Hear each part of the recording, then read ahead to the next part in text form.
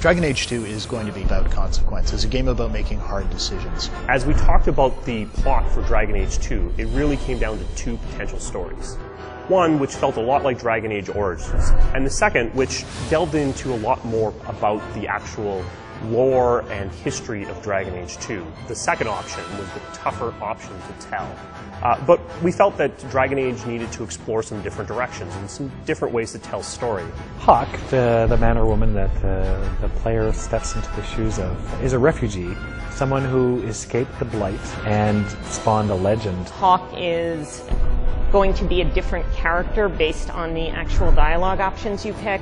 And that was a lot of fun trying to come up with the good guy character who's going to sacrifice himself to do the right thing for others, and the much more aggressive, I'm going to, do whatever it takes kind of character. And of course it wouldn't be Dragon Age without the snarky, sarcastic humor.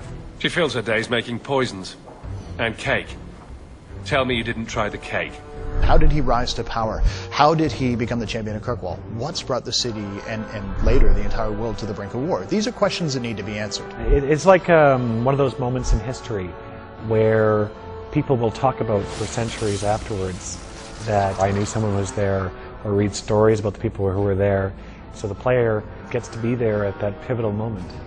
So we got together to talk about ways we could do this, the way we could tell a decade worth of history in a single game. And out of those explorations, that's where the frame narrative came from. A story within a story became key.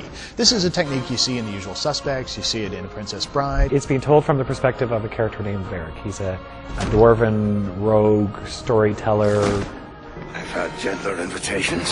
Varric knew the player, and he's telling the story to Cassandra, who is a Templar investigator who is trying to figure out what happened. Time to start talking, dwarf.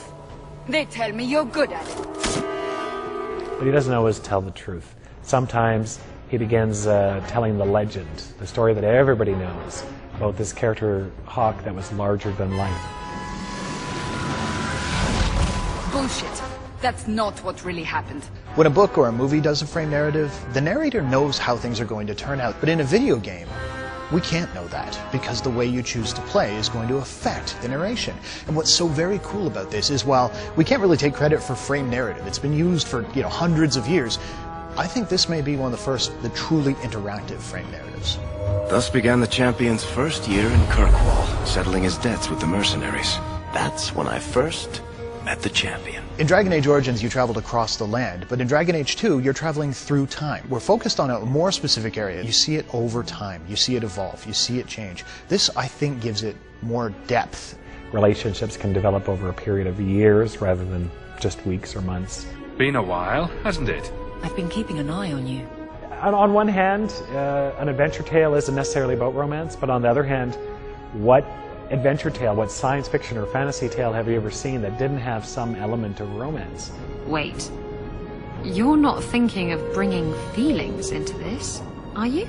And we were able to take them in some pretty wildly different directions, from virginal girl next door to crazy up against the wall, let's have it on right here. And one angle that we haven't really targeted before is the sense of family. The sense that Hawk is not some character who just washed up on a beach with no history, nothing to back him up. He's got a mother, he's got siblings, and they come with him. Will we see rivalry? Yes. Will we see jealousy? Yes. Will we see genuine affection? Yes. We're running from your bloody Templars. I'm in charge. You do what I say.